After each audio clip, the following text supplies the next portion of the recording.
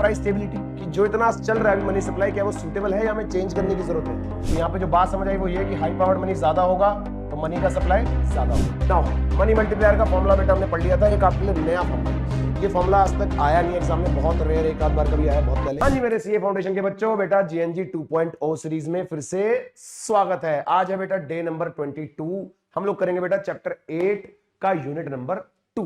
बेटा money demand के बारे में अपन लोग ने बात करी थी यूनिट नंबर 1 में, अब हम बात करेंगे मनी के सप्लाई के बारे में, है कि नहीं। मनी सप्लाई कौन करता है, सारी बातें जानते हैं आराम से, जानदार, शानदार और जबरदस्त। Let's go.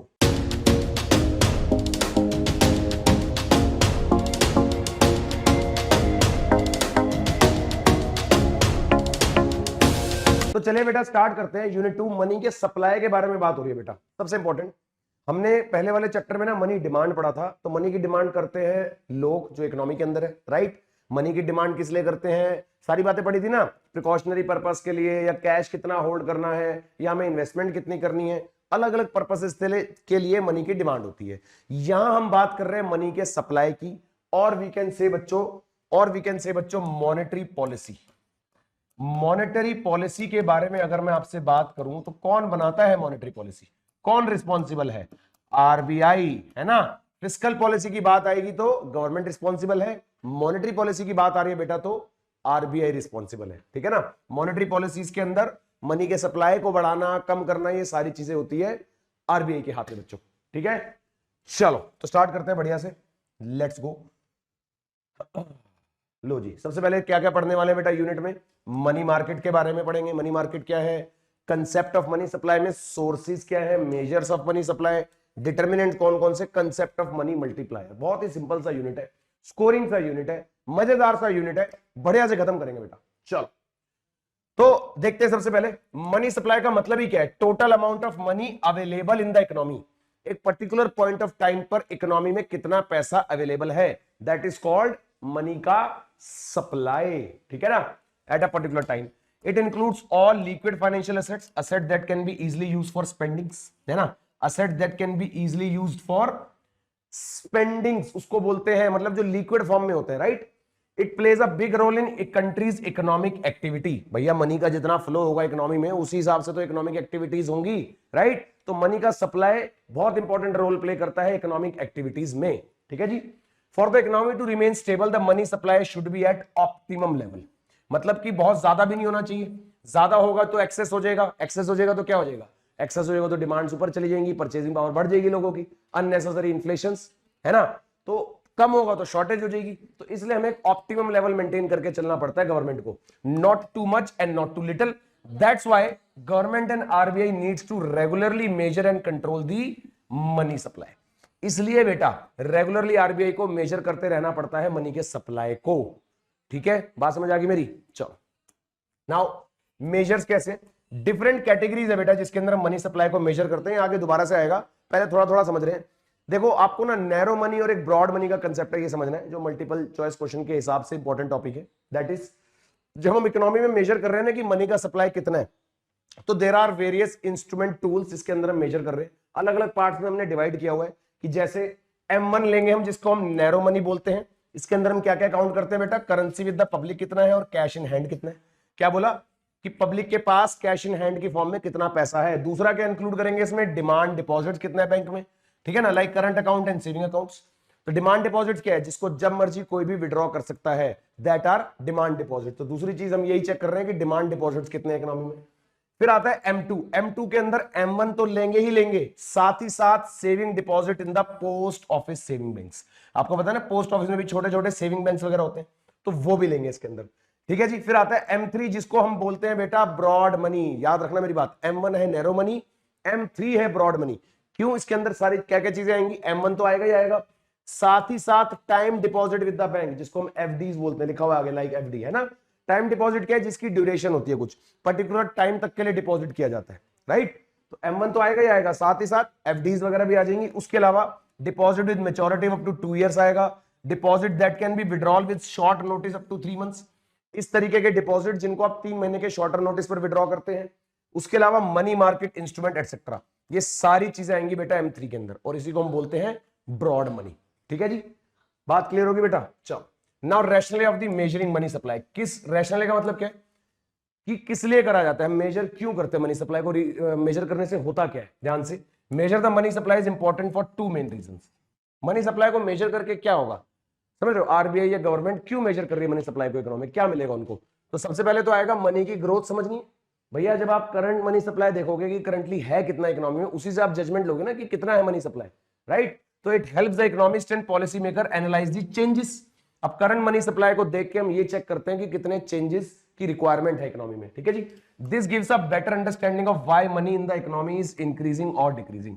इसी से हमें अंडरस्टैंडिंग मिलती है कि मनी कितना इंक्रीज और कितना डिक्रीज कर रहा है, क्योंकि जब आप चेक करोगे, मेजर करोगे मनी सप्लाई है कितना, देन उसको कंपेयर करोगे, तभी आपको पता लगेगा ना कि अभी मनी सप्लाई कितना है, कि पहले से ज्यादा हो गया या कम हो गया। तो पहले current existing money supply calculate करोगे तभी तो पता लगेगा, right.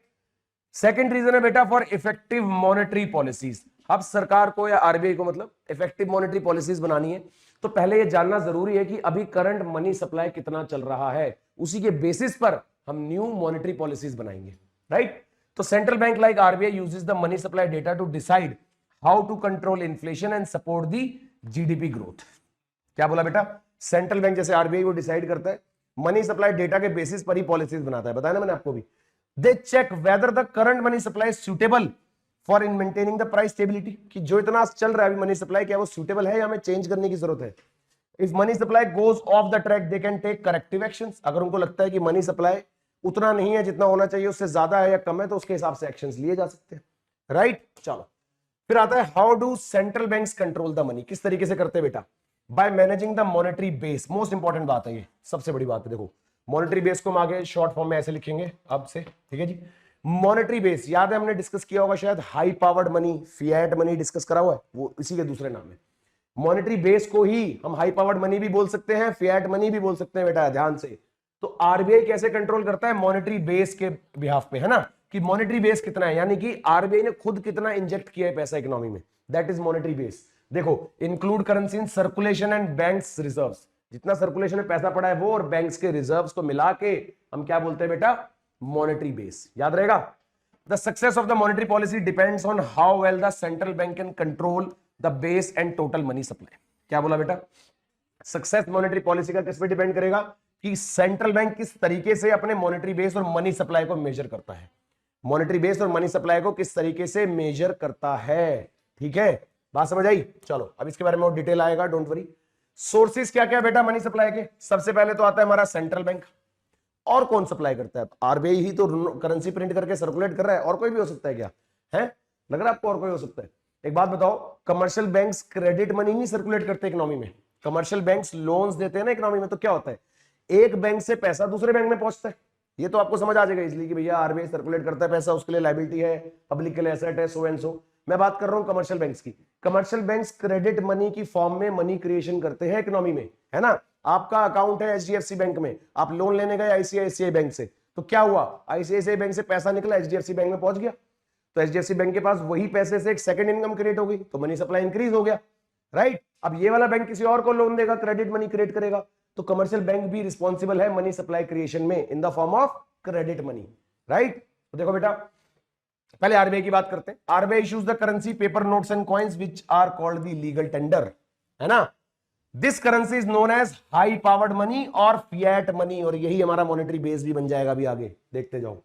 It is the liability of the RBI and the government and the asset for the public. भैया आरबीआई के लिए लायबिलिटी है, जितनी करेंसी वो प्रिंट कर रही है उतने ही उनके पास गोल्ड रिजर्व्स पड़े हैं, उसके इक्विवेलेंट कर सकती है, उससे ज्यादा नहीं कर सकती, तो आरबीआई के लिए एक लायबिलिटी है ना। लोगों के लिए क्या है बेटा, ये असेट है। It is usually backed by reserves like gold and foreign currency. Backed by मैंने बताया ना कि गोल्ड हमारे पास कितना है और फॉरेन करेंसी कितनी है, उससे बैक्ड होता है, यानी उसके इक्विवेलेंट वैल्यू की ही करेंसी प्रिंट करी जाती है। India follows a minimum reserve system, RBI must keep a minimum amount of gold and forex reserves to issues the currency, ठीक है जी। आरबीआई को क्या रखना पड़ता है अपने पास, मिनिमम अमाउंट ऑफ गोल्ड, इसको बोलते हैं मिनिमम रिजर्व सिस्टम, कि जब आरबीआई अपने पास एक मिनिमम अमाउंट ऑफ रिजर्व और फॉरेन करेंसी रखता है, ताकि कभी अगर इमरजेंसी में करेंसी प्रिंट करनी पड़ जाए, शॉर्टेज हो जाए इकोनॉमी में मनी की, तो उसके पास उतना रिजर्व पड़ा हो कि उसके इक्विवेलेंट वैल्यू की करेंसी प्रिंट कर पाए, ठीक है जी। चलो नाउ दूसरा मैंने क्या बताया था आपको, कमर्शियल बैंक्स, है ना। तो भाई bank create money by lending to the public, this is called credit money. When bank gives loans, एक नया डिपॉजिट क्रिएट हो जाता है इकोनॉमी में, जिससे मनी का सप्लाई बढ़ जाता है ना। भाई एक बैंक से दूसरे बैंक में पैसा जाएगा तो इकोनॉमी में सर्कुलेशन ऑफ मनी में पैसा इंजेक्ट हो गया ना in the form of credit money, तो it increases the money supply, simple. So credit creation by the banks plays a big role in the total money supply, ठीक है जी। Now money का इवोल्यूशन कैसे हुआ है भाई? सबसे पहले क्या शुरुआत से यही नोट चलते आ रहे हैं? नहीं, पहले होता था कमोडिटी मनी, कमोडिटीज एक्सचेंज होती थी ना, फिर मेटालिक कॉइन्स आए धीरे धीरे, जो भी उस समय की रेयर मेटालिक्स हुआ करती थी भाई, फिर पेपर करेंसी आई हमारे पास, और अब धीरे धीरे मूव कर चुके हैं डिजिटल करेंसी की तरफ। तो this is the evolution over time, simple. Now digital currency and CBDC बेटा, with the technological growth central banks are moving towards central bank digital currency, CBDC की तरफ मूव कर रहे हैं धीरे धीरे, ठीक है ना। In India RBI is working on digital रूपी, हम लोग भी अपना डिजिटल रूपी। अब आप ये नहीं कहना कि सर वो जो हम यूपीआई करते हैं, किसी को हम पेमेंट कर देते हैं क्यूआर स्कैन करके, वो हमारा इसकी बात हो रही है, नहीं, उसकी बात नहीं हो रही। यहाँ पर बात हो रही है लाइक क्रिप्टो करेंसीज के बारे में, समझ गए? जैसे क्रिप्टो करेंसीज में सबने डिजिटल करेंसी अपनी क्रिएट करी हुई है ना, वैसे इंडिया में आरबीआई भी प्लान कर रहा है, अभी तक हुआ नहीं है, but they are moving towards that कि एक ई रूपी बन जाए, जिससे इलेक्ट्रॉनिकली जनरेट और इलेक्ट्रॉनिकली पेमेंट हो जाए, खत्म हो जाए। पर इसमें प्रॉब्लम है। प्रॉब्लम क्या है कि गवर्नमेंट इसको ट्रेस नहीं कर सकती, मतलब आपके बैंक अकाउंट से कनेक्ट नहीं होगा जब तक, तो आप ट्रेस कैसे करोगे कि आपकी इनकम कितनी है? गवर्नमेंट को तो टैक्स लेना है ना, तो टैक्स तो तभी ले सकते हैं जब ये पता होगा कि आपके अकाउंट में आ कितना रहा है, जा कितना रहा है, राइट? इसलिए ठीक है बेटा, digital form of the rupee. CBDC is legal tender होता है, backed by central bank, safe and exchangeable like regular money, will be a liability on RBI balance sheet. RBI की बैलेंस शीट में क्या होता है? एक तरह की लायबिलिटी की तरह होगा, जब भी होगा एक लायबिलिटी की तरह ही होगा, जैसे बाकी करेंसी होती है। क्रिप्टो करेंसीज अभी हमारी करेंसी में, सॉरी हमारी कंट्री में लीगल नहीं है, क्योंकि रिकॉग्नाइज नहीं है ये मनी। मैंने रीजन दिया आपको भी कि हमारे यहाँ पर गवर्नमेंट इस मनी को रिकॉग्नाइज नहीं कर पाती, इसलिए अभी तक इनकी लीगैलिटी नहीं है इंडिया में, ठीक है ना। नॉट बैक्ड बाय आरबीआई, कोई सपोर्ट नहीं है भैया आरबीआई का। RBI has clarified that it is earlier in 2018 and banks dealing with the crypto is no longer valid, but crypto are still not a legal tender. क्रिप्टोस अभी भी legal tender नहीं है हमारी कंट्री में, तो नहीं है अभी तक, ठीक है जी। बात समझ आई बेटा? चलो now measures of money supply, कौन कौन से मेजर्स है? Measuring the money supply is not easy because there are many types of money, specially the credit money. Credit money के अंदर हमें बहुत सारे टाइप्स के मनी देखने पड़ते हैं, इसलिए हमने कहा कि मेजर करना इतना आसान नहीं होता समटाइम्स। क्या क्या है? डिफरेंट कंट्रीज के डिफरेंट मेथड्स है, each country has its own way of measuring the money supply, method of change is based on time, purpose and policies. Time के हिसाब से, पर्पस के हिसाब से, पॉलिसीज के हिसाब से अलग अलग तरीके हो सकते हैं। इन दिस यूनिट हमारा फोकस किस पर रहेगा? सिर्फ इंडिया की अप्रोच के ऊपर, as used by the RBI. भैया हर एक कंट्री का अलग अलग है, पर हमें उनसे मतलब नहीं है, हम बात करेंगे यहाँ पर सिर्फ और सिर्फ बेटा आरबीआई के जो मेथड यूज होते हैं, सिंपल। तो मनी सप्लाई इन इंडिया कैसे है? ध्यान से। Now the reserve bank of India has been publishing monetary data since 1935 से प्रिंट करती आ रही है। हमारी कंट्री में जो डेटा प्रिंट हो रहा है बेटा कब से हो रहा है? 1935 से प्रिंट होता आ रहा है। इनिशियली आरबीआई पब्लिश करता था सिर्फ M1, याद है हमने अलग अलग पढ़े इंस्ट्रूमेंट्स भी, M1, M2, M3, M4। तो पहले सिर्फ M1 का कंसेप्ट था, तो पहले क्योंकि था भी वही क्या कि क्या कहते हैं, currency and coins with the public और डिमांड डिपॉजिट्स, और कुछ था ही नहीं। फिर धीरे धीरे क्रेडिट मनी का इवोल्यूशन होने लगा, डिपॉजिट बढ़ने लगे, एफडीज आने लगी, तो बाकी सब भी फिर इंक्लूड हुए, समझ गए ना। तो पहले क्या था बेटा? सिर्फ M1 का कंसेप्ट था। नाउ from 1967 to 68 क्या हुआ? It also published a broader measure called AMR, which is called Aggregate Monetary Resources. Since April 1977, based on expert recommendation, RBI started publishing 4 standard measures of money supply: M1, M2, M3 and M4। चार हमने standard उसके बाद publish कर दिए, याद रखना date अप्रैल 1977 के बाद ये चारों आए हैं, ठीक है बेटा। ये सामने लिखे, एक बार देख लेते हैं जल्दी से, फटाफट देखते लो, हट जाना भाई। M1 के अंदर currency notes and coins with the public plus demand deposit पढ़ लिया हमने। कैसे याद रखते हैं? CC plus DD plus OD, ये क्या होता है बेटा? M1 है ना, currency and coins with public, demand deposit plus other deposits, ठीक है जी। M2 में M1 तो आएगा ही आएगा, saving deposit with post office banks आ गया। M3 में M1 तो आएगा ही आएगा, टाइम डिपॉजिट भी आ गया, बोले तो FD, टाइम डिपॉजिट बोले तो FD। बेटा ये एज इट इज याद करने, इनके ऊपर न्यूमेरिकल भी आ जाता है। वो कहेंगे M1 निकालो, तो आपको M1 की सारी चीजें पता होनी चाहिए, बोलेंगे M2 निकालो तो सारी डिटेल पता होनी चाहिए, क्वेश्चन आने के चांसेस हैं पूरे पूरे। तो ये फॉर्मूला की तरह आपको एज इट इज याद करने हैं, ठीक है भाई। चलो नाउ M4 की बात करें तो M3 आएगा पूरा total deposit with the post office saving organisation, जिसके अंदर हम NSC को एक्सक्लूड कर देते हैं। NSCs are the inter governmental deposits, इसलिए हम उसको काउंट नहीं करते। नेशनल सेविंग सर्टिफिकेट्स क्या होते हैं बेटा? गवर्नमेंट्स के इंटर बैंक से इंटर गवर्नमेंटल डिपॉजिट्स होते हैं, पब्लिक का कोई डिपॉजिट नहीं होता वो, इसलिए हम उसको काउंट नहीं करते, ठीक है जी। तो बेटा ये चारों M1, M2, M3, M4 को आपको एज इट इज याद करना है, ठीक है ना। चलो now determinants of money supply में बात करें अगर, कौन कौन से फैक्टर, डिटरमिनेंट बोले तो फैक्टर्स, कौन से ऐसे फैक्टर्स है जिससे मनी का सप्लाई अफेक्ट होता है, यानी ज्यादा होता है कम होता है। तो there are two main theories about how money supply is determined. पहला है एक्सोजीनियस थ्योरी, फिर आता है बेटा endogenous theory. Exogenous theory and endogenous. Money supply is decided by the central bank. कौन डिसाइड करता है? Central bank. एंडोजीनियस की बात करें within the country, RBI has a full control over how money is supplied to the economy. सारा control किसके पास है? आरबीआई के पास ही तो है, और किसके पास थोड़ी है भाई? इकोनॉमी में मनी को लेके सारा कंट्रोल आरबीआई के पास है। एंडोजीनियस बोले तो money supply depends on economic activities. RBI के पास जो कंट्रोल है वो तो चलो ठीक है, उसको हमने मान लिया कि वो एक्सोजीनियस की बात कर रहे हैं। अब हम बात कर रहे हैं एंडोजीनियस की, कि उसके अलावा भी और फैक्टर्स हो सकते हैं, मतलब अदर देन आरबीआई भी अगर हम बात करें तो देयर आर सर्टेन फैक्टर्स या सर्टेन डिटरमिनेंट जिसके ऊपर मनी सप्लाई डिपेंड कर सकता है। तो हमारी बाकी इकोनॉमिक एक्टिविटीज या फैक्टर्स कौन से? लोगों की preference for cash versus deposit, discuss करा हमने अच्छे से, कि लोग कितना कैश अपने पास रखना चाहते हैं या कितना डिपॉजिट करके रखना चाहते हैं। इससे डिसाइड होगा कि कितना मनी सप्लाई इकोनॉमी में। क्यों? क्योंकि लोग अगर कैश ज्यादा रख लेंगे तो मनी सप्लाई कम हो जाएगा इकोनॉमी में, है ना, सर्कुलेशन में से पैसा कम हो जाएगा। अगर लोग डिपॉजिट ज्यादा करेंगे तो मनी सप्लाई बढ़ जाएगा, इंक्रीज हो जाएगा सप्लाई। फिर हमारे जो इंटरेस्ट रेट्स है बेटा, उससे डिसाइड होता है इंटरेस्ट रेट ज्यादा है कम है। इंटरेस्ट रेट ज्यादा होंगे तो लोग डिपॉजिट या इन्वेस्ट ज्यादा करना पसंद करेंगे, इंटरेस्ट फॉल हो जाएंगे तो लोग अपने पास पैसा रख लेंगे, राइट। फिर होगा बेटा ओवरऑल इकोनॉमिक ग्रोथ कितनी चल रही है। ओवरऑल इकोनॉमी में जो ग्रोथ है उससे मनी का सप्लाई इफेक्ट होगा। Simple, influence the money supply from with in the system. With in the system इसको बोलते हैं एंडोजीनियस, ये विद इन द सिस्टम है। और एक्सोजीनियस क्या हो गया? जहां पर आरबीआई ऊपर से सारी इकोनॉमी को कंट्रोल कर रहा है। समझ गए बात को? संभाल लोगे क्वेश्चन? नाउ हु इन्फ्लुएंस, कौन करता है भैया? क्या समझ आया हमें? सेंट्रल बैंक करता है, कमर्शियल बैंक करता है और पब्लिक करती है। तीन लोग करते हैं मनी के सप्लाई को अफेक्ट। सेंट्रल बैंक कैसे करता है? कंट्रोल द बेस मनी, जिसको हम मॉनेटरी बेस भी बोलेंगे अभी। कमर्शियल बैंक कैसे करता है? क्रेडिट मनी के थ्रू, है ना, क्रिएट क्रेडिट एंड डिपॉजिट, इसके थ्रू मनी सप्लाई कंट्रोल करता है। और पब्लिक भी करती है। पब्लिक क्या है? उनका बिहेवियर, लोगों का बिहेवियर जो है, बिहेवियर किस चीज में, कि कैश रखना है या डिपॉजिट करना है, इस चीज से भी मनी का सप्लाई इफेक्ट होता है ना। तो their cash holding habits affect how much money is in circulation. जितना उनकी हैबिट होगी कैश को होल्ड करने की, तो इकोनॉमिक सर्कुलेशन में पैसा कम होगा। अगर उनकी हैबिट होगी पैसा होल्ड कम करना है, डिपॉजिट ज्यादा करना है, तो इकोनॉमी में सर्कुलेशन ज्यादा होगा बेटा पैसे का। सिंपल। चलो, कंसेप्ट ऑफ मनी मल्टीप्लायर बेटा ध्यान से। मनी का मल्टीप्लायर, कितनी तेजी से मनी मल्टीप्लाई कर रहा है, एक फॉर्मूला दिख रहा होगा आपको यहाँ पे, ध्यान से देखते हैं। मैं कहता हूं मान लो इकोनॉमी में जो मनी का सप्लाई है ना करंटली, वो है 10,000।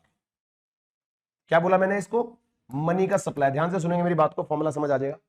और फिर मैंने आपको कहा कि जो मॉनेटरी बेस, यानी कि जो इनिशियली आरबीआई ने करेंसी पब्लिक इशू करी थी, जो पब्लिक के पास और बैंक के पास थी, वो थी 1000 रुपए। समझ आई बात? तो 1000 रुपए से अगर इकोनॉमी में सप्लाई 10,000 का क्रिएट हो गया तो कितना मल्टीप्लाई हुआ है पैसा? आरबीआई ने तो एक ही बार इंजेक्ट किया ना पैसा, उससे उसके बाद क्या हुआ? कमर्शियल बैंक ने क्रेडिट मनी की फॉर्म में सर्कुलेशन कर करके मनी को मल्टीप्लाई कर दिया। तभी हमारा करंट मनी सप्लाई इस समय 10,000 का है। पर आरबीआई ने जो इंजेक्ट किया था पैसा, बेस मनी बोलते हैं जिसको, या मॉनेटरी बेस बोलते हैं, या हाई पावर्ड मनी बोलते हैं, या फिएट मनी बोलते हैं, वो कितना था? वो था 1000 रुपए। तो 1000 से अगर 10,000 बन गया तो कितना गुना हो गया? 10,000। कैसे निकाला? डिवाइड करके। यही फॉर्मूला है हमारा बेटा। ये जो हमने कंसेप्ट समझा अभी, यही फॉर्मूला है किसका? ध्यान से देखो, ये है मनी मल्टीप्लायर का फॉर्मूला। क्या फॉर्मूला पड़ा? मनी का supply divided by monetary base. ठीक है जी। और मॉनेटरी बेस को ही हम हाई पावर्ड मनी भी बोल देते हैं। समटाइम्स आपको एच लिखा हुआ मिल सकता है इसकी जगह। तो यही फॉर्मूला है। अच्छा, इसमें से अगर मैं फॉर्मूला निकालना चाहूं किसका? मनी के सप्लाई का, तो एक क्रॉस मल्टीप्लाई कर दो। सिंपल मैथ्स है ना, यानी मनी मल्टीप्लायर इनटू में मॉनेटरी बेस, और we can say into high powered money. ये लिखा हो बेटा। ठीक है जी। अब देखते हैं। तो the reserve bank of India creates monetary base also called high powered money, बताया था। Bank use this base to create more money through lendings. अब जो आगे सेंट्रल बैंक है वो लेंडिंग के थ्रू, लोन्स के थ्रू इसका और क्रिएशन करते हैं, मल्टीप्लिकेशन करते हैं आगे। The money multiplier tells us how much total money is created from each 1 rupee of the base money.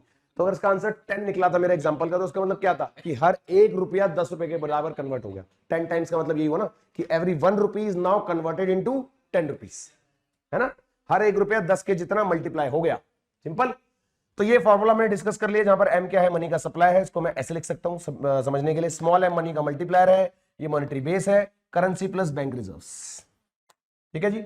बिल्कुल बिल्कुल क्वेश्चन आ सकता है बेटा इसका एग्जाम में, बिल्कुल आ सकता है। समझ गए कि दोनों में से कोई दो आया हुआ है क्वेश्चन एग्जाम में, कोई दो चीजें देके तीसरा पूछ लेंगे, मॉनेटरी बेस पूछ सकते हैं, मनी मल्टीप्लायर पूछ सकते हैं, एनीथिंग, कोई भी दो चीजें देके तीसरा पूछ सकते हैं, सिंपल है। चलो जी, now how to calculate money multiplier, ये लो जी, money supply divided monetary base पढ़ लिया। It shows how much the money supply increase for every 1 rupee of the high powered money. जैसे हमारा आंसर 10 निकला था, इसका मतलब क्या था कि हर 1 रुपी 10 रुपी में मल्टीप्लाई हो गया, सिंपल।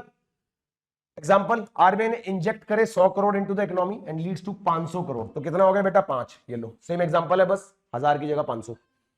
अब इसका मतलब क्या है, so 1 rupee of the base money creates 5 of the total money in the economy. हर 1 रुपए में कितने रुपए क्रिएट करें इकोनॉमी में, 5 रुपए, यानी कि मनी का मल्टीप्लायर हुआ 5, simple. Role of reserve ratio. अब रिजर्व रेशियो क्या है बेटा, समझना बात को। जो हमने मॉनेटरी बेस का कंसेप्ट पढ़ा वो हमने ये पढ़ा कि सेंट्रल बैंक से कैसे मनी का सप्लाई इफेक्ट हो रहा है ना। सेंट्रल बैंक कैसे इफेक्ट कर रहा है, by using the high powered money और we can say monetary base, उसको कंट्रोल करके सेंट्रल बैंक इकोनॉमी में मनी के सप्लाई को अफेक्ट कर रहा है, ठीक है। अब जो कमर्शियल बैंक है, कमर्शियल बैंक क्या करेगा, रिजर्व के रेशियो को, रिजर्व रेशियो क्या हो गया कि कितना उनको मिनिमम रिजर्व रखना होता है, फॉर्मूला देखेंगे ध्यान से मनी मल्टीप्लायर के लिए। एक बात बताओ, जितना ज्यादा वो रिजर्व रखेंगे बैंक अपने पास, उतना ही इकोनॉमी में मनी का मल्टीप्लिकेशन कम होगा।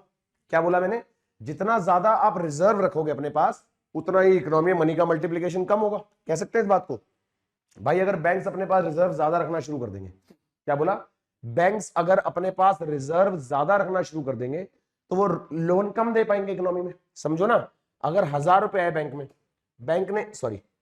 बैंक ने रिजर्व रख लिया इसमें से 100 रुपए, तो भाई 900 का तो लोन दे सकते हैं, ठीक है चलो। लेकिन अगर मैं बोलूं कि रिजर्व 100 की जगह अब 200 हो गया, तो अब तो लोन 800 का ही दे पाएंगे ना।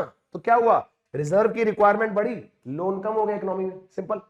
तो रिजर्व से यानी एक बात समझ आई कि इकोनॉमी में मनी कम जाएगा, तो मनी कम जाएगा यानी कि मनी का मल्टीप्लिकेशन कम होगा। सो वी कैन से कि money multiplier and reserve ratio are inversely related, इसलिए ये फॉर्मूला है मनी मल्टीप्लायर का 1 डिवाइडेड बाय रिजर्व रेशियो। याद रहेगी बेटा बात, money multiplier equal to 1 divided by reserve ratio. तो रिजर्व रेशियो 10 है तो ये 10 आया, देखो ये 5 हो गया तो ये 20 हो गया, है ना। जैसे रिजर्व रेशियो कम हुआ आपका मनी का मल्टीप्लायर बढ़ गया, सिंपल। तो लोअर रिजर्व रेशियो का मतलब है हायर मनी मल्टीप्लायर, समझ लिया हम लोगों ने बढ़िया से। चल, तो रिजर्व का रेशियो तो मतलब तो पता ही है क्या होता है, ठीक है ना। चल नाउ अब देखेंगे ध्यान से भाई, जो तीनों सिचुएशन, दो तो हमने समझ ली, कौन कौन सी, कि सेंट्रल बैंक से कैसे इफेक्ट हो रहा है मनी का सप्लाई इकोनॉमी में, और हमारा कमर्शियल बैंक कैसे कर रहा है। तीसरा जो सिनेरियो है वो है पब्लिक, कि पब्लिक से कैसे हो रहा है। बेटा उसके लिए हमने बात करी कि कितना लोग अपने पास कैश होल्ड कर रहे हैं और कितना लोग बैंक में डिपॉजिट कर रहे हैं। करेंसी डिपॉजिट रेशियो बोलते हैं इसको। क्या बोलते हैं बेटा, करेंसी डिपॉजिट रेशियो, ये रहा स्मॉल सी, ठीक है जी। स्मॉल सी से डिनोट करेंगे इसको, we can say currency by deposit. Currency जब वर्ड यूज कर रहे हैं यानी कितना होल्ड कर रहे हैं पैसा, जब हम डिपॉजिट वर्ड यूज कर रहे हैं यानी बैंक में आप कितना डिपॉजिट कर रहे हो, सिंपल है। तो चलो देखते हैं बारी बारी से। सबसे पहले the approach was developed by Milton Friedman and Anna शवाज, जो भी नाम है इसका। It explains how the total money supply is determined using the 3 key factors. तीनों से टोटल मनी सप्लाई कैसे डिटरमाइंड होता है, तीनों बोले तो सेंट्रल बैंक, कमर्शियल बैंक और पब्लिक, तीनों, ठीक है जी। तो पहले बात कर रहे हैं बेटा सेंट्रल बैंक की, which is high powered money, H. This is the money created by central bank, है ना। High powered money is what, again monetary base. तो एक बात बताओ, क्या मैं ऐसा कह सकता हूं कि आरबीआई जितना ज्यादा मनी इंजेक्ट करेगा इकोनॉमी में उतना ज्यादा मनी मल्टीप्लाई होगा, है ना। जितना इंजेक्शन ज्यादा होगा आरबीआई की तरफ से हाई पावर्ड मनी का या मॉनेटरी बेस का, उतना ही इकोनॉमी मनी सप्लाई ज्यादा होगा। तो यानी कि हाई पावर्ड मनी से मनी का सप्लाई डायरेक्टली रिलेटेड हो गया। समझ आ गई बात बेटा। Also called monetary base includes currency in circulation plus bank reserve. तो यहां पे जो बात समझ आई वो ये कि हाई पावर्ड मनी ज्यादा होगा तो मनी का सप्लाई ज्यादा होगा। यहां देखेंगे reserve deposit ratio, commercial banks अपने डिपॉजिट्स में से कितना रिजर्व रखते हैं। तो यहां पर क्या होगा, जितना ज्यादा रिजर्व होंगे उतना इकोनॉमी मनी का मल्टीप्लिकेशन कम होगा, ठीक है ना। मैं कभी अगर मनी मल्टीप्लायर बोल रहा हूं या मनी का सप्लाई बोल रहा हूं, एक ही बात है। मनी मल्टीप्लायर का बढ़ना या कम होना या मनी सप्लाई का कम होना या बढ़ना, एक ही बात है, समझ गए ना। मनी मल्टीप्लायर बढ़ रहा है यानी मनी का सप्लाई बढ़ रहा है, मनी मल्टीप्लायर कम हो रहा है यानी कि मनी का सप्लाई कम हो रहा है। तो इस बात में कंफ्यूज मत होना बेटा। तो मैंने क्या बोला कि अगर रिजर्व ज्यादा हो जाते हैं, डिपॉजिट्स में से जो रिजर्व है अगर वो ज्यादा हो जाते हैं तो मेरा मनी का सप्लाई कम हो जाएगा, यानी रिजर्व रेशियो जब बढ़ेगा तो एक कम, सिमिलरली अगर एक कम होगा तो ये बढ़ेगा। अभी तो हमने पीछे पढ़ा। तो अभी तक दो बातें समझ आई है कि यहां पर तो डायरेक्ट रिलेशन निकल रहा है मनी सप्लाई से या मनी मल्टीप्लायर से, यहां पे इनवर्स रिलेशन निकल रहा है, चाहे मनी सप्लाई बोलो या मनी मल्टीप्लायर बोलो, पर इनवर्स रिलेशन है ना। तो this shows how much money banks keeps in reserve not lent out, जो लोन की फॉर्म में नहीं देते, affect how much bank can lend and thus much money can be created. ठीक है जी, हाउ मच मनी। नाउ अब public वाला देखते हैं। अब एक चीज समझो, करेंसी डिपॉजिट रेशियो, C/D बोला ना हमने, करेंसी डिपॉजिट रेशियो। ये रेशियो जब बढ़ेगा तो इसका मतलब क्या है? इसका मतलब दो मतलब निकलते हैं कि या तो लोग पैसा ज्यादा होल्ड कर रहे हैं तो ये रेशियो बढ़ेगा, या लोग डिपॉजिट्स कम कर रहे हैं।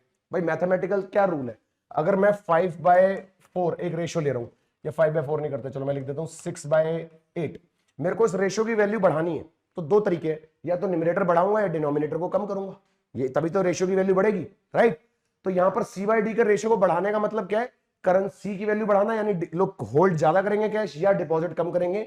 इन दोनों ही सरकमस्टांसेस में बेटा, चाहे लोग कैश ज्यादा होल्ड करें या डिपॉजिट कम करें, इन दोनों ही सरकमस्टांस में मनी का मल्टीप्लीकेशन तो कम होगा ही, क्योंकि लोगों ने पैसा होल्ड कर लिया अपने पास या डिपॉजिट नहीं करा, एक ही बात है ना। तो इससे पैसा सर्कुलेशन में नहीं गया तो इसलिए मनी का मल्टीप्लीकेशन नहीं हुआ। तो यानी इससे भी मेरा ये इनवर्सली रिलेटेड है। तो C/D को हमने स्मॉल c से डिनोट किया, तो ये भी जब बढ़ेगा तो मनी का सप्लाई कम होगा, जब ये कम होगा तो मनी का सप्लाई बढ़ेगा, और we can say money multiplier ज्यादा होगा। देखो क्या दिखाता है ratio, shows the public preference how much cash people keep versus how much they keep in banks. If more people hold cash less money gets multiplied. Simple सी बात है ना, ज्यादा होल्ड कर लोगे पैसा तो मल्टीप्लाई कहां से होगा भाई? सिस्टम में से आपने पैसा निकाल के अपने पास रख लिया, अब कहां मल्टीप्लाई होगा? Through the banking system, multiplication कम होगा पैसे का, है कि नहीं। चलो, behaviour of the central bank. अब हमने जो तीनों पढ़े अलग अलग, एक बार थोड़ा ब्रीफिंग कर रहे हैं तीनों की बढ़िया से। तो भाई central bank control the supply of money in economy bye issuing the high powered money, also called the monetary base. समझ लिया था हमने, और डायरेक्टली रिलेटेड था इससे, बिल्कुल। The total money supply in the economy किस पे डिपेंड करेगी? Monetary base, that is controlled by central bank, और मनी मल्टीप्लायर पे depends on how the public and bank behave. ठीक है ना, दो चीजों पे, कि एक तो वो पैसा जो सेंट्रल बैंक ने इशू करा हुआ इन the form of high powered money, दूसरा है money multiplier depends on how the public and banks behave. If the behavior of the public and banks stays the same, then any increase or decrease in the high powered money will directly change the total money supply. इतनी बड़ी कहानी के बाद last में वही बात निकली जो हम पहले फाइंड आउट कर चुके हैं, जो हम पहले ही समझ चुके हैं, वही तो निकला कंक्लूजन लास्ट में यार, कि जितना ज्यादा हाई पावर्ड मनी होगा उतना ही ज्यादा मनी का सप्लाई होगा, राइट। चलो, बिहेवियर ऑफ कमर्शियल बैंक की बात करें अगर रिजर्व की, पर रिजर्व में एक एक्स्ट्रा चीज हो रहा है, ये भी नॉर्मल रिजर्व तो समझ लिया हमने, पर एक और रिजर्व होता है, दैट इज एक्सेस रिजर्व। कभी कभी बैंक्स ना एक्सेस रिजर्व भी रखते हैं, ये एक नई कहानी आने वाली है आपके सामने। स्टोरी सेम है, मतलब उसका इफेक्ट तो सेम ही है, कि अब बैंक ना जितना रिजर्व उनको आरबीआई ने बोला रखने के लिए वो तो वो रख ही रहे हैं, पर वो कुछ एक्सेस रिजर्व भी रख लेते हैं, क्योंकि कमर्शियल बैंक्स की अपनी खुद की भी कुछ रिक्वायरमेंट्स हो सकती है ना, खुद की भी अपनी कोई नीड्स हो सकती है, खुद की भी अपनी कोई इमरजेंसीज अनसर्टेनिटीज से बचने के लिए प्रिकॉशनरी चैलेंजेस हो सकते हैं, प्रेफरेंसेस हो सकती है। तो इसलिए कमर्शियल बैंक अपनी खुद की मर्जी से without any order of RBI खुद से भी एक्स्ट्रा रिजर्व रखने की कोशिश करते हैं, that are called excess reserves. तो उनका इफेक्ट भी मनी मल्टीप्लायर पर तो सेम ही जाएगा ना, है ना। रिजर्व का रखने का सिंपल मतलब ये है कि जो पैसा आपने सर्कुलेशन में से कम कर दिया, तो कमर्शियल बैंक ने जो आरबीआई ने बोला था वो तो कम करा ही था, उसके अलावा और कम कर दिया एक्सेस रिजर्व की फॉर्म में, तो और पैसा कम हो गया इकोनॉमी में, राइट। तो एक्सेस रिजर्व से भी इकोनॉमी में मनी सप्लाई या मनी मल्टीप्लायर कम होता है, simple. Now commercial banks plays a key role in the money supply by creating the credit through demand deposits. The reserve ratio, cash reserve divided by deposits, जो हमने बात करी ना पीछे, reserve deposit ratio, reserve by deposit, shows how cautious banks are. If the required reserve ratio increases, bank must keep more money aside and reduces the lendings, पढ़ चुके हैं हम, which shrinks the money supply. मतलब ये दिखाया सीधा सीधा कि इनवर्स रिलेशन होता है, पढ़ चुके हैं पहले। If the ratio decreases, banks can lend more. अगर ये रेशियो कम हो गया तो उनकी लोन देने की पावर बढ़ जाएगी, मनी सप्लाई बढ़ जाएगा, राइट। फिर आता है बेटा excess reserve. Banks often keep extra reserves, मतलब which is beyond the required, जो बोला नहीं गया फिर भी रखा जा रहा है, called the excess reserves. Formula क्या होगा? टोटल रिजर्व में से वो माइनस कर दो जो उनको रिक्वायर्ड था। टोटल रखा इन्होंने रिजर्व 800 बिलियन का, पर आरबीआई ने बोला था 600, तो यानी कि 200 बिलियन का क्या है बेटा? एक्सेस रिजर्व है। और इसका मतलब क्या निकलता है कि बैंक्स ने, यानी कमर्शियल बैंक्स ने इकोनॉमी में से 200 बिलियन एक्स्ट्रा गायब कर दिया। गायब कर दिया मतलब सर्कुलेशन में से कम कर दिया। अब वो पैसा लोन की फॉर्म में नहीं जा रहा आगे, तो मनी का क्रिएशन कम हो रहा है, मनी मल्टीप्लाई कम हो रहा है। ठीक है, चलो आगे देखते हैं। Now interest rates and excess reserve. एक बात बताओ, अब आप कमर्शियल बैंक के नजरिए से सोचेंगे, छोटी सी बात है कि अगर आपको लोन देने से ज्यादा इंटरेस्ट मिल रहा है, मतलब लोन्स के ऊपर जो इंटरेस्ट रेट्स है वो आरबीआई ने बढ़ा दिए, जो लोन्स आप पब्लिक को देते हो, आप कमर्शियल बैंक को, तो अगर पब्लिक को लोन देने से इंटरेस्ट का फायदा ज्यादा हो रहा है तो आप एक्सेस रिजर्व कम कर दोगे। आप क्या कोशिश करोगे, अरे छोड़ो एक्सेस रिजर्व क्या रखने, लोन दे देते हैं, ज्यादा ज्यादा लोन देंगे ज्यादा इंटरेस्ट आएगा। लेकिन वहीं अगर इंटरेस्ट रेट कम हो जाए तो आप कहोगे छोड़ो यार एक्सेस, अपने रिजर्व ही क्रिएट कर लेते हैं, अपने लिए काम आ जाएंगे। लेकिन इंटरेस्ट रेट बढ़ेगा तो आप रिजर्व कम करोगे, है कि नहीं? क्या समझ आया? जब इंटरेस्ट रेट राइज करेंगे तो बैंक प्रेफर टू लेंड, है ना, to earn the interest, so they reduces the excess reserve. और जब इंटरेस्ट रेट फॉल हो जाएंगे तो cost of holding excess reserve drop, so bank hold more. जब इंटरेस्ट रेट कम हो जाएंगे तो वो रिजर्व ज्यादा रखना शुरू कर देंगे, वो लोन लेंडिंग्स कम करेंगे। इंपैक्ट ऑफ फियर और अनसर्टेनिटी, और किस लिए रखता है बैंक एक्सेस? मैंने आपसे बात करी थी ना, समटाइम बैंक को लग रहा है कि इकोनॉमी में कुछ प्रेडिक्शन है, समथिंग कुछ होने वाला है, कुछ फ्यूरियस, कुछ ऐसा लग रहा है कुछ हो सकता है, तो उस केस में बैंक्स अपने पास सेफ्टी पर्पस के लिए एक्सेस रिजर्व रखना पसंद करेंगे, लोन नहीं देंगे, है ना। If banks expect deposit outflow होने वाला है अचानक से, they would hold more excess reserve for safety. If they feel secure तो होल्ड लेस। समझ रहे हो कि बैंक का बिहेवियर कैसा है? अगर वो ज्यादा कोई ऐसी सिचुएशन है इकोनॉमी में कि उनको फियर है कोई अनसर्टेनिटी का कि अचानक से उनके डिपॉजिट रिड्यूस हो सकते हैं, तो वो उस केस में एक्सेस रिजर्व रख लेते हैं। लेकिन अगर ऐसा कोई फियर नहीं है, इकोनॉमी स्मूथ चल रही है, तो वो कम रखेंगे रिजर्व्स, है ना। इफेक्ट क्या होगा मनी सप्लाई पे, ये भी हम पढ़ चुके हैं ऊपर। Since most money is held as bank deposit, the behaviour of the bank greatly affect the money supply. During financial crisis bank में कट द लोन्स, है ना, स्पेशली टू स्मॉल और medium businesses, even the central bank lowers the price policy rates. चाहे central bank कम भी कर दे policy rates कि लोन कम इंटरेस्ट रेट पे दे दिया जा सकता है, तो भी कमर्शियल बैंक देगा नहीं आगे, क्योंकि क्राइसिस का समय चल रहा है। तो कमर्शियल बैंक्स का थॉट क्या होगा कि पैसा ना फंसाया जाए इकोनॉमी में, कि ऐसी जगह लोन ना दिया जाए जहां से रिटर्न आने के चांसेस कम है। समझ गए ना, वैसी क्राइसिस है इकोनॉमी में। तो this mismatch can lead to slow monetary growth despite easy monetary policy, कि आरबीआई ने तो इजी करी मॉनेटरी पॉलिसी, रेट्स कम करे, पर कमर्शियल बैंक आगे लोन ही नहीं दे रहे, क्योंकि उनको क्या फील हो रहा है, फाइनेंशियल क्राइसिस, और उनको पता है कि आगे से पैसे रिटर्न आने के चांसेस कम है, राइट। नाउ जनता का बिहेवियर कैसा है ना भाई? ये पब्लिक है, ये सब जानती है, ये जो पब्लिक है, तो भाई पब्लिक का बिहेवियर भी मैटर करता है बच्चों for affecting the money supply. अभी हमने बात करी है करेंसी डिपॉजिट रेशियो की, जितना ज्यादा करेंसी डिपॉजिट रेशियो उतना मनी का सप्लाई कम। करेंसी डिपॉजिट रेशियो ज्यादा होने का मतलब लोग पैसा ज्यादा होल्ड कर रहे हैं, डिपॉजिट कम कर रहे हैं। और अगर करेंसी डिपॉजिट रेशियो फॉल हो गया तो मनी का सप्लाई इंक्रीज हो जाएगा, सिंपल एज दैट। देखते mainly through how they choose to hold their money as cash और bank deposit. Currency in the hand does not multiply. अच्छा जी, कितनी नई बात बताइए कि करेंसी अगर हमारे हाथ में होगी तो मल्टीप्लाई नहीं करेगी। रख के देखो, एक जेब में रखो, फिर देखो दोबारा 5 मिनट बाद हाथ डाल के मल्टीप्लाई हुई कि नहीं हुई। चलो 1 महीने बाद देख लेना, नहीं होगी ना, ये रीजन है। But bank deposit do through credit creation. Bank में डिपॉजिट कर दोगे तो हो सकता है। If people hold more cash and fewer deposit, less money get created and money multiplier, है ना। अगर लोग ज्यादा कैश होल्ड करेंगे, कम डिपॉजिट करेंगे बेटा, तो हमारा अल्टीमेटली मनी सप्लाई फॉल हो जाएगा, मनी मल्टीप्लायर गिरेगा, कम हो जाएगा। So the money multiplier is negatively related to the currency deposit ratio. बता चुका हूं, करेंसी डिपॉजिट रेशियो को स्मॉल सी से डिनोट करते हैं। 5वीं 6ठी बार रिपीट कर दी बात, छप जानी चाहिए माइंड में भी तक तो, ठीक है ना। चल हाँ जी, लो जी, करेंसी डिपॉजिट फिर से देखो। Show how much cash people prefer over deposit. अच्छा जी, जितना कम होगा ये उतना मनी मल्टीप्लायर ज्यादा होगा। 7वीं बार, because more money stays in the banking system to be used for credit creation. अच्छा जी, इन्फ्लुएंस बाय हैबिट्स। अब ये चीज किससे अफेक्ट होती है कि लोगों का करेंसी डिपॉजिट रेशियो कैसा होगा, लोगों की हैबिट कैसी है। क्या पता लोगों की सेव करने की हैबिट हो ही ना, है ना, कि उनको कैश ही रखना पसंद हो अपने पास, तो नहीं होगा भैया सेव। डिजिटल एक्सेस कैसा है इकोनॉमी में, बैंकिंग रीच कैसा है, जीडीपी ग्रोथ कैसा है। मान लो कि रूरल एरिया उसमें तो बैंक ही नहीं होते, दूर दूर जाके होते हैं, तो कहां से डिपॉजिट करेंगे, अपने पास कैश ही रखेंगे फिर, है कि नहीं। फिर एक और रेशियो आता है बेटा इसके अंदर ही, जैसे रिजर्व के अंदर भी एक और रिजर्व था ना, एक्सेस रिजर्व, वैसे ही करेंसी डिपॉजिट रेशियो में एक और डिपॉजिट की बात कर रहे हैं। देखो ध्यान से, TD versus DD ratio, TD by DD.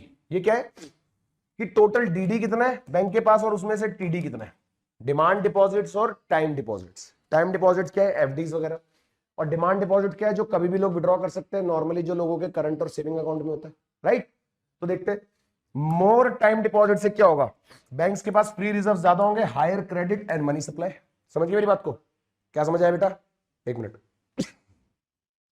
अगर बैंक्स के पास टाइम डिपॉजिट ज्यादा होंगे तो यानी बैंक्स के पास पैसा ज्यादा पड़ा है, एक्स्ट्रा पैसा पड़ा है बैंक के पास, और ये बात उनको पता है कि वो कस्टमर जल्दी लेने नहीं आएगा अपना पैसा। समझ गए ना, किसी ने 10 साल की एफडी कराई है तो बहुत कम चांस है ना कि वो पहले आ जाए लेने के लिए, तो इसलिए बैंक उस पैसे को यूज कर सकता है, मल्टीप्लाई कर सकता है आगे। राइट। तो जितने ज्यादा ये रेशियो ज्यादा होगा, जितना ये रेशियो ज्यादा होगा उतना मनी का सप्लाई हम कह सकते हैं ज्यादा होगा, क्योंकि बैंक्स के पास ज्यादा पावर आ जाएगी लोन देने की, है ना।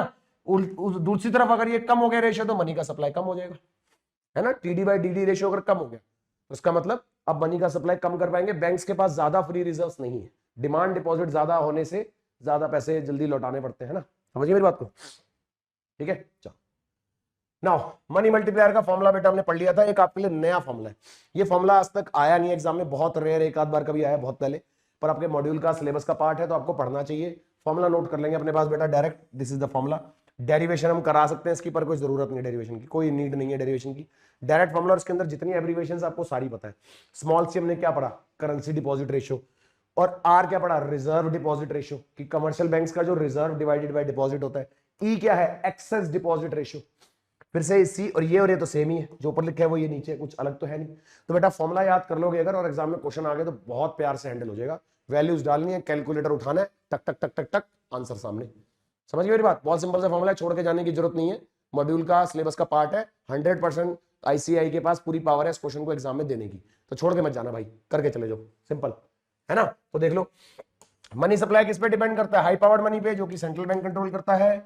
मनी मल्टीप्लायर एम किससे इफेक्ट होता है, करेंसी डिपॉजिट रेशियो से, reserve required reserve bye deposit से, और एक्सेस रिजर्व से सबसे इफेक्ट होता है। तो सबसे उठा के हमने एक फॉर्मूला बनाया है, कैसे बनाया है मैं नहीं बताऊंगा, क्यों बताऊं, फालतू में दिमाग के ऊपर लोड किस लिए डालना है, हमें फॉर्मूला थोड़ी बनाना है एग्जाम में, हमें तो सीधा यूज करना है। कोई फॉर्मूला डेरिवेशन की जरूरत नहीं है, सीधा फाइनल फॉर्मूला यूज करना आना चाहिए, वैल्यूज डालो सॉल्व करो, है ना भाई। तो एम हो गया money supply, high powered money, money multiplier, सारी चीजें पता है हमें, सब जानते हैं हम लाइफ में, है कि नहीं। चलो now monetary supply and money supply की बात करते हैं। The central bank uses monetary policy to control the money supply. भाई मॉनेटरी पॉलिसी के तहत ही तो बात होती है मनी सप्लाई की, बात करिए हमने स्टार्टिंग में। And influence the economic activity. How central bank increases the money supply, open market operation याद है भाई, जो गवर्नमेंट सिक्योरिटीज को बाय और सेल करके करा जाता है। अगर सिक्योरिटीज सेल हो रही है इकोनॉमी में, क्या हो रही है, सिक्योरिटीज सेल हो रही है, तो यानी लोगों से पैसा खींच के गवर्नमेंट अपने पास लेके आ रही है, तो मनी का सप्लाई कम हो रहा है। लेकिन जब वो चाहते हैं कि पैसा इंजेक्ट हो जाए इकोनॉमी में, तो वापस से क्या करते हैं बेटा, गवर्नमेंट सिक्योरिटीज को बाय कर लेते हैं, इससे मनी का सप्लाई बढ़ जाता है, क्योंकि जैसे ही आरबीआई या गवर्नमेंट अब सिक्योरिटीज परचेज करते हैं लोगों से वापस, तो उनको पैसा दे देते हैं। तो सेल करने से मनी सप्लाई कम होता है, बाय करने से मनी सप्लाई बढ़ता है। This is open market operation, ठीक है जी। बाइंग द सिक्योरिटीज से क्या होगा, पैसा ऐड होगा, लिक्विडिटी बढ़ेगी। सेल करने से क्या होगा, कम होगा। अच्छा, इससे क्या होता है, this increases the bank reserves which lead to more credit creation and higher money supply, है ना। जब पैसा ऐड हो जाएगा इकोनॉमी में, तो लोगों के पास, बैंक्स के पास ज्यादा पैसा आएगा, तो बैंक ज्यादा लोन दे पाएंगे, क्योंकि सारी ट्रांजैक्शंस हम ये मानते हैं ना कि बैंकिंग रूट से ही हो रही है। तो जब गवर्नमेंट ने बाय करी सिक्योरिटीज, तो पैसा बैंक्स में तो जाएगा, इंजेक्ट होगा जब, तो सर्कुलेशन में पैसा आ गया, बैंक्स के पास पैसा आ गया, बैंक ज्यादा लोन देगा, क्रेडिट क्रिएशन ज्यादा होगा, मनी मल्टीप्लिकेशन ज्यादा होगा, राइट। चलो भाई एक और फॉर्मूला लिख लो जल्दी से, change in money supply is equals to change in reserves divided by 1/r। Formula याद कर सकते हो एज इट इज, क्या फॉर्मूला है, change in money supply is equals to, change कितना है आपके रिजर्व्स में, अमाउंट में बात हो रही है पूरी इकोनॉमी में, divided by required reserve ratio कितना, ठीक है। ये भी सिलेबस का पार्ट है, इसको एज इट इज लर्न करना है बेटा। Required reserve ratio, credit created only banks lend and business borrow. Credit कैसे क्रिएट होगा, दोनों में से एक भी चीज नहीं हुई अगर, कि बैंक तो दे रहा है लोन पर कोई लेने को तैयार नहीं है, तो कहां से क्रेडिट क्रिएट होगा, है ना। क्रेडिट क्रिएट सिर्फ तभी होता है जब दोनों एक्टिविटीज हो, कि बैंक भी लोन दे रहा है और कोई उसको लेने के लिए भी रेडी बैठे, सिंपल। तो हाउ मनी सप्लाई डिक्रीज, इसका उल्टा, बाइंग पढ़ा था हमने, तो सेलिंग है। Selling the government securities remove the reserve from the system, so money supply falls. क्योंकि सेल करने से पैसा लोगों के पास से खींच के वापस सरकार के पास आ जाता है बेटा, लोगों से पैसा खींच के वापस सरकार के पास आ जाता है, ठीक है जी। When money multiplier can become zero, कैसा हो सकता है कि जीरो हो, सिंपल तब होगा कि पैसा इंजेक्ट तो हो रहा है इकोनॉमी पर, आगे मल्टीप्लाई हो ही नहीं रहा, तो इसका मतलब money multiplier will be zero, right. The interest rates are very low, banks में hold the excess reserve instead of lending, bank ने होल्ड कर लिया अपने पास ज्यादा से ज्यादा पैसा, लोन की फॉर्म में दिया ही नहीं आगे, तो zero. In such cases the newly added money doesn't enter the economy and no credit is created. इस केस में क्या होगा, न्यूली एडेड मनी एंटर ही नहीं हुआ इकोनॉमी में, पैसा वहां से एंटर तो मतलब आरबीआई से इंजेक्ट तो हुआ पर आगे सर्कुलेशन में गया ही नहीं, तो कोई क्रेडिट क्रिएट हुआ ही नहीं, तो money multiplier zero. Money multiplier का मतलब ही क्या है कि कितना पैसे आगे मल्टीप्लाई होता है, ग्रो करता है, पर करा ही नहीं इसके अंदर तो, राइट। चलो effect of government expenditure on money supply, जब सरकार खर्चा करती है उसका क्या फर्क पड़ता है बेटा, ध्यान से। When सेंट्रल और state government run short of funds, पैसे की कमी हो जाती है, तो it can borrow from the RBI, किस तरीके से, वेज एंड मींस एडवांसेस या फिर ओवरड्राफ्ट फैसिलिटी, लगभग दोनों सेम ही है। वेज एंड मींस एडवांसेस भी वही है कि बैंक्स ना गवर्नमेंट को शॉर्ट टर्म लोन्स देते हैं, कि मान लो वो शॉर्ट ऑफ फंड्स हो जाते हैं, अगर फंड्स की कमी पड़ जाती है गवर्नमेंट के पास एकदम से, तो आरबीआई इनको वेज एंड मींस एडवांसेस के तहत जल्दी से एक लोन प्रोवाइड करते हैं, ताकि वो जो इमीडिएट नीड है वो पूरी हो सके गवर्नमेंट की, राइट। तो यही बात हमने यहाँ पे लिखा ना, शॉर्ट ऑफ फंड्स होता है तो बोरो करते हैं, राइट। और ओवरड्राफ्ट फैसिलिटी, ओवरड्राफ्ट भी वही है, बैंक्स में आपके पास जितना पैसा है उससे ज्यादा की आपने पेमेंट करनी है तो आप ओवरड्राफ्ट यूज करते हैं, तो नेगेटिव बैलेंस की लिमिट मिल जाती है आपको एक बैंक की तरफ से, है ना। What happen when RBI lend to government, अब देखो जब आरबीआई पैसा देता है गवर्नमेंट को लोन की फॉर्म में तो क्या होगा, RBI debit the government account, अच्छा ये तो अकाउंटिंग वाली बात आ गई। दूसरा क्या कह रहा है, the money is credited to the recipient account, जैसे गवर्नमेंट ने जो पैसा लिया है आरबीआई से, क्या करेगी, उसको सैलरी की फॉर्म में एम्प्लॉयज को डिस्ट्रीब्यूट कर देगी, है ना। और पैसा जाएगा का अल्टीमेटली कमर्शियल बैंक से पहुंच जाएगा, क्योंकि पैसा जो है, फिर से वही बात, सारी ट्रांजेक्शन तो हम मान रहे हैं बैंक से ही हो रही है, कैश में तो दिया नहीं होगा। तो जो लोन दिया गवर्नमेंट ने, आरबीआई ने गवर्नमेंट ने उसको आगे एक्सपेंडिचर करा, और एक्सपेंडिचर करा तो बैंकिंग सिस्टम के थ्रू ही करा होगा, जिसमें वन ऑफ द एग्जांपल है कि मान लो किसी गवर्नमेंट एम्प्लॉय को सैलरी दी है तो उसके अकाउंट में गई होगी ना, तो कमर्शियल बैंक के पास पैसा आ गया, तो कमर्शियल बैंक के पास फिर से पावर आगे लोन देने की, पैसा ज्यादा आ गया, है ना। This increases the banks reserve with RBI, excess reserve, this excess reserve can be used by the bank to create more credit, अब वो और लोन क्रिएट कर सकते हैं, leading to rise in money supply, जिससे अल्टीमेटली मनी का supply बेटा बढ़ जाएगा, ठीक है जी। नाउ क्रेडिट मल्टीप्लायर, जल्दी से पढ़ चुके हैं इसको पहले। Credit multiplier, also called deposit multiplier, shows how much money the banking system can create through lendings, कितना क्रिएट कर सकते हैं भाई, ये फॉर्मूला याद है, ये लो सेम फॉर्मूला, कुछ अलग नहीं है इसके अंदर, इस पूरे कंसेप्ट में कुछ भी नया नहीं है, देख लेते हैं बड़ी। Based on reserves is kept in, ठीक है जी। How it works, banks lend money from their excess reserve, the part not required to be kept as reserve, this lend मतलब जितना रिक्वायर्ड नहीं था पर फिर भी रखा हुआ है, एक्स्ट्रा बैंक ने बोला नहीं था रखने के लिए, फिर भी रखा हुआ है ना। This lending creates new deposit which leads to more credit creation in the economy, ठीक है जी। बैंक लेंड करता है अपने एक्सेस रिजर्व से, ठीक है। तो फॉर्मूला क्या हो गया ये रहा, इफ रिजर्व रेशियो इज 20% तो क्रेडिट मल्टीप्लाई होगा 5 का, है ना। क्या बोला बेटा, ये लो,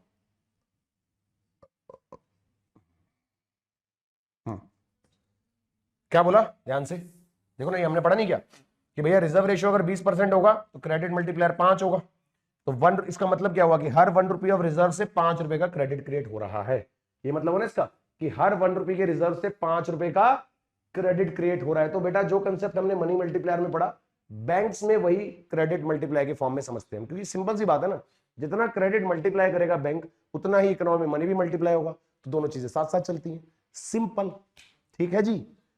तो भाई ये था हमारा सिंपल सा सरल सा यूनिट, प्यारा सा चुन्नू मुन्नू सा यूनिट था, बढ़िया से, ठीक है ना। बहुत सारी छोटी छोटी बातें इंपॉर्टेंट है, ध्यान से पढ़ के जाना भाई, किसके बढ़ने से कौन कम होता है, किसके कम होने से कौन बढ़ता है, ध्यान से, ठीक है। मिक्सिंग मत कर देना ज्यादा माइंड में, ध्यान से समझ में, ठीक है भाई। तो आई होप चैप्टर बढ़िया से समझ आया होगा भाई। वीडियो को लाइक शेयर जरूर कर देना, कमेंट करना मत भूलना, ठीक है भाई, करके जाया करो, ऐसे खाली हाथ मत जाया करो, ठीक है। वेट रहता है भाई बच्चों का, जानना पड़ता है रिव्यू, ठीक है ना। चलो भाई मिलते हैं नेक्स्ट वीडियो में, तब तक के लिए keep learning, keep shining, keep growing, all the best बच्चों, बाय बाय, सी यू।